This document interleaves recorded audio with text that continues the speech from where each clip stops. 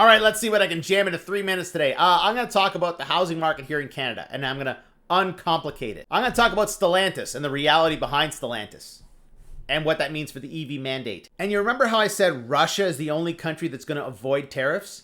BC softwood lumber US tariffs now higher than Russia. Yeah, because of tariffs, the BC softwood lumber industry is suffering greatly. Softwood lumber exported from BC to the United States now faces an estimated 45% in extra taxes. This additional tariff means that Canadian wood has a higher tariff rate going into the United States than Russia does. Pepe Lapoiliev says he's going to negotiate zero tariffs with Trump. No, he's not. The only way he's going to get zero tariffs is if he hands the country over, which is exactly what he'll do, for a nice paycheck. All right, let's move on to Stellantis. Trump's trade war nets a major victory over Canadian auto industry. Not quite. It was the UAW. That's Shawn Fain. He's the head of the UAW. His job is to make sure that United States auto workers have more jobs and get more pay. And they were behind this move from Stellantis. It used to be the UAW and the CAW, and they were unified. Not so much anymore.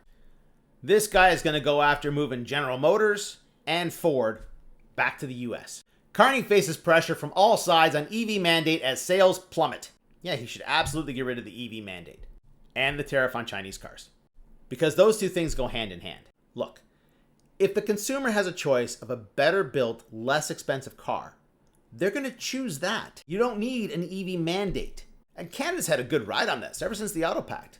But protecting the auto industry in Canada doesn't necessarily mean protecting US automakers, because they're not going to protect us.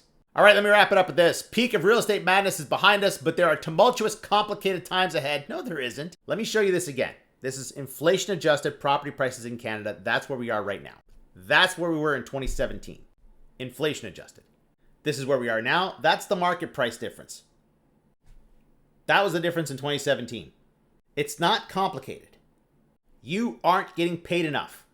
Asset prices have risen, the value of money has fallen, but you get paid the same. There needs to be a massive deflationary event for this to correct itself, and that won't happen. No, it's going to get worse. Much worse, because the United States cares more about the politics than the health of its own economy or the health of its own dollar. China knows this. That's what China is attacking. U.S. will neither be commanded nor controlled. Oh, really? Scott Besson thinks that U.S. allies will help it out. What allies? If someone comes and tells you to go F yourself and then comes looking for help, are you going to help them? The people with money are telling you they're losing faith in money. And that gap is going to get bigger.